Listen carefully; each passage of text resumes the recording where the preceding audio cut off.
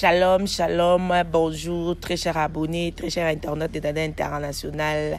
Le choix de l'excellence, Dada International TV, toujours ensemble, très chers abonnés. Bateau Nyo Swatal Rabiso partout dans le monde entier. Abonnés Rabiso et Allemand, en tout cas, on est toujours ensemble. Bateau Nyo Swatal Rabiso, aux États-Unis, Canada, France, partout, bozo benga, bozo commenter, bozo sabiso ba remarque, en tout cas, tout ça n'est single makasi, vraiment. Je suis là, femme à plusieurs options, la daronne de Miltiti, Dada International, la maman, toujours ensemble. La petite grande communauté mobimba congolaise partout dans le monde entier. Si vous allez, en tout cas, bah, bisous, bon, bazana. Na Nigeria, bisous partout, na Dubaï, en tout cas on est ensemble. Na Sanité, famille Libota, toujours, famille Libota. Merci aussi na les compagnons des Dada International. On est toujours ensemble, voilà.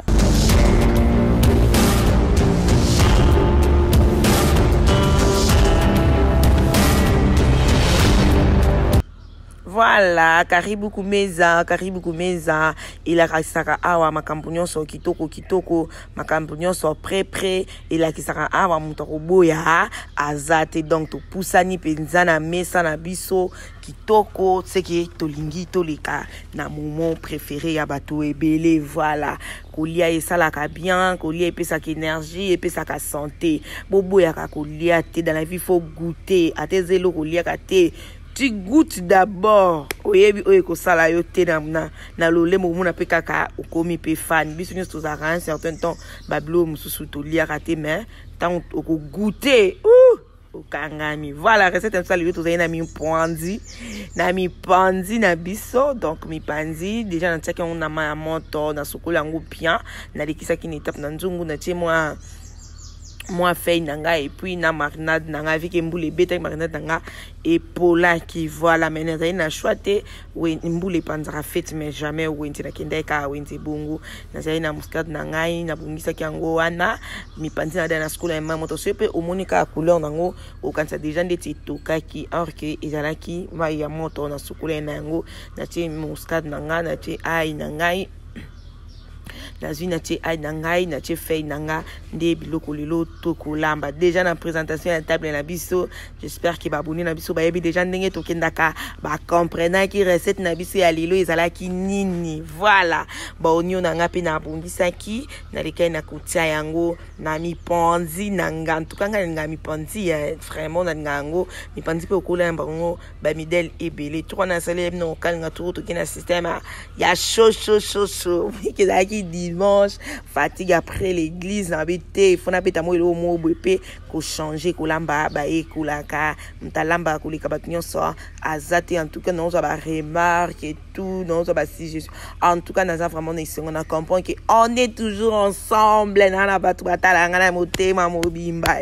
bon, nous soit talanga na motema mobimba na lingi bino mingi, bisous escabozali. En tout cas, on a teki bépis tanga, na bandaki ko. Toujours, voilà, wana sko na saki mélange ya ba épices nangai na tika ki yango en tout cas bilo nangi bande kotoka kitoko be épices nangai sangana ki vu que marinade danga na polela mbule polela ki na ko zonga na za nango pe ndako na sala na tika yango na tika yango etoka api poisson nanga na saki kitoko na bande sko ko sukula ngo bien la ko lungola ba biloko wana mundu na esalaka poisson kitoko en tout cas na za na poisson na za na ngai na za na mi poinzi ndeza et le bout na biso ya mokolo ya lelo kolamba baye kolaka toujours ko se partager et tout ba paton sous ba olamba te mais to olamba longo, voilà na molimo te faut que ça la boyete to yoka ka otoko yoka ope to yokite to yoka te mais to li ba yoka kaka, voilà. Donc déjà na bonse poisson nga na sala kango kitoko na sokolo ngo kitoko na kikolika ni tape ya marinade nanga poisson vraiment nga za fa na otaka ko ba munwa te vi ke mitu na mona so ezwi makasi ekoma mungo kokolia tenga ngana mikuwa dana insabino en tout cas le ne no le Thompson nanga buina mi ponzi en tout cas vraiment dans la mikuwa nanga voilà, ali na ko cha mwa muscade nangai et tout na bongisa ki na ko cha ai poisson nanga déjà des marinade d'angeza na mungo boye za kapitana ba mélange moi ba biloko ebele mais yango na tchaki lisusu mungwate en tout cas wana bo zananga bien voilà na tchaki poisson nanga na meka ko balula yango ko bongisa poisson nanga ta on saisonné yango et tout na tchaki yango e kota ba épice nango bien là na les kete na ko ta mi pandi les côtes ça rappelle parmi plat préféré nanga en tout cas na mona ke bilo nangezo kinde bien na les kete na ti aubergine wana da na ta épice na première étape na tchaki déjà ba épice na les kete na na tcheba aubergine nanga en tout cas tant aubergine et toki na zui na baloli nzungu nanga na yelo na nzungu muke misu nenge to kangamante na balola bona nzungu na nini e balola mabiente na baloli na sangisi épice nanga na sangisi bilo nanga nyonso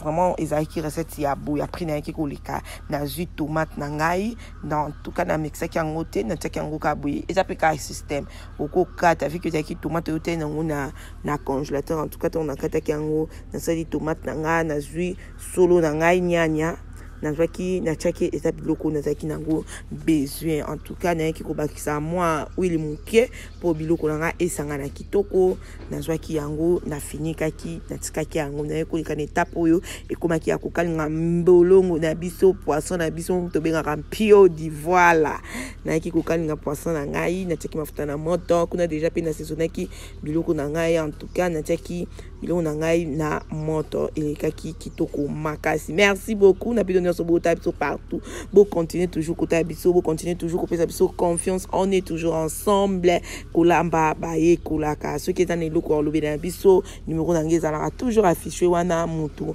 abangate mutu azapete a komelanga à tout moment na zalanga na ngai en ligne. Voilà, tant na check Thompson na moto na ekota mi pointi na ndenge sangani bomoni ndenge échanger couleur. Voilà, jusqu'à là depuis na check mi panti na moto. Je crois que mutu alandinga bien au mona ki na check maite. Na tchaki maïté voilà mais quand même bomoni ki soupe e bende ko bima c'est dit à ba épice on a bende ko tokisa yango e ba kisaka mai voilà on a ba kitena ba sata moi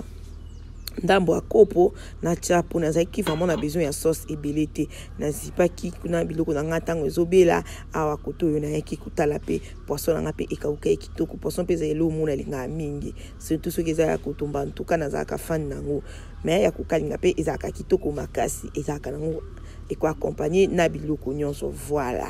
Ali awa pe biloko na ngana kinda ekutala biloko na ngai na monaki ke biloko na ngai mai na nga be épice na ngai etokaki esalaki mélange ya kitoko vraiment makasi. Biloko na ngai sala mélange ya kitoko en tout cas vraiment nazaki satisfaite na résultat voilà tant tout yango et tout et bon tsami kitoko na yaki ko kitisa biloko na nga après na lekai na ngai na nga o déjà na bongisa ki très bien là na lekai ki na étape oyo ezaki ya kusukula en tout cas mikolo mbula ndenge ezobeta makasi en tout cas biloko ezozala ka zelo makasi na sukula vraiment ngai na nga ata 5 fois pour bazelo ezalate biloko so sala sukula ngo kaka bien te okoirate ngapi na nga makambo te mutamoni biloko kitoko alia boye zelo faut vraiment faire très attention na biloko après déjà na kitse poisson na nga na kitse ki mi panzi na ngai la kitse pa mi panzi na nga na likai na osala ngai na ngai tout na ekotanga ngai ndenge tonda kina mona kango ebele nga kuma ngai ngo ebele boye na ngaki ezali ebele te tango etoki kanga bi en tout cas moi si zobo ya ndenge ekiti tango nyonso ngabi c'est bon ça ne dérange pas mais il y a une quantité moko ya bien voilà nga tellement elimbaki kitoko na likaki ni tape na sokola ki yango vu que dans aki na besoin ezanga ya makasi te voilà na mona nga so ezanga ya makasi et si saka biloko pe goût en fait moyen lié zate de ranger na minu et tout voilà la bonne c'est qu'une journée nga wana nga dans na sokola ki na teki huile nga en tout cas na besoin illébilité par rapport à biloko nga ezaki nango pe mingi te matungulu nanga aubergine nanga et tout na bongisaki yango déjà en tout cas biloko nanga bipisi nangi bande ko kende déjà puis après na yaki kozwa ngai nanga na ti na kati na zui marinade nanga moko ona bongisaki na tchaki yango nanga ngai nanga ezaki déjà na oignon et puis na ba aubergine nanga et voilà na ekota yango kitoko makasi. En tout cas na yaki bakisa muscade na ngai et tout ezaki penza mingi te vu que bilo pe ezaki ebele te nazali na besoin nango pe ebele te juste kaka pour tia mwa nini mwa ya bien gumuko ya bien na munoko. Voilà na bongisaki pe ai na ngai ekozanga te pe que nga nga ai en tout cas mais ils a exagéré te bilo nyonso ke leki tout excès boutou. Voilà na balola ki en tout cas na balola e biloko na ngai très bien là na balola ki yango bien là na sali mélange et tout ya huile dangai ba épices nanga nyonso na sangisi nanga ngai nanga na baloli penza kitoko tala ndenge balola mekizaki vraiment kitoko makasi vraiment kayaki kitoko makasi na leka ki na étape ya kotia tomate nangai toujours de l'autre ça na système oyo. Voilà kolamba ba ekulaka toujours la changer la nguka technique ko kanga makate na technique moko bato akanga makana na gumoko. Voilà na bonsenga mate nini ngai nanga na tchaki yango tomate na baloli tomate. En tout cas tomate sangana kina ba épices bien malgré na rataki étape moko to na tchaki nzombo na bosa ki ko filmer. En tout cas na tchaki yango pe moi nzombo na ngai nataki peza ki mingi te mais nataki yango nzombo na ngai vike nazaki nango besoin ngai ngeso tie moi nzombo mbiso kwa kana kango e bakisa isubu makasi a déjà na tie mbisi tanga ya uka vraiment nataki na tie moi mai natikaki yango etoki et tout ngai nanga elikaki nango nakobela. Voilà et puis ça ki gumuko ya kitoko et puis ça ki biso résultat ya malamu aubergine na ngai elembaki mbisi nanga pe elembaki biloko nanga ezalaki vraiment bien makasi. Merci na bino nyonso oyo bobande na biso banda ebandeli ya émission ya elubu na biso ya karibu kumeza na biso ti bokomaki na biso na suka. En tout cas nzambe na lola azanga te pona ko pambola bino. Merci pour la confiance, merci pour la fidélité, merci pour l'attention, merci pour l'amour, merci pour l'affection, merci pour tout ba abonné na biso ba ope baza ba abonné na biso te mais bazaka quand même na bango ya boka moi coup d'œil na chaîne na bino ya Dada International Télévision. En tout cas merci nzamba lola a pambula bino soki nzamba zongite tokokuta na très prochainement na numéro mususu ya émission na biso. Merci Anthony Salama, merci beaucoup à Mamie Princilia, Maman Pasteur, toujours Princilia, merci à ma grande famille Kanda, merci à la famille Wato, merci à Batunios Wanganga, communauté congolaise Mobimba, merci à les compagnons de Dada International, na Bosanité famille Libota, bonne semaine na bino nyonso, poisson na biso ezalaki wana kitoko makasi. Biloko na biso ebelaki miponzi na biso pe ebelaki buli ya esengo mbuma kimia mbuma esengo ezangaki te. Voilà ezalaki pe wana. En tout cas tozalaki vraiment bien gâté. Tout cas biloko epesaki résultat ya malamu. Merci beaucoup soki nzamba zongi te tokokutana prochainement na numéro mususu ya émission. Karibu kumeza ele saraki biso nyonso to pusana pembeni ya mesa mutu moko azanga mutu moko azangate. En tout cas, très chers abonnés, on est toujours ensemble. Bon appétit, bon appétit. Nabitso nyonso, bon appétit. Mbuma ya kimia, mbuma ya sengo, ezanga kite. Bisous à tout le monde.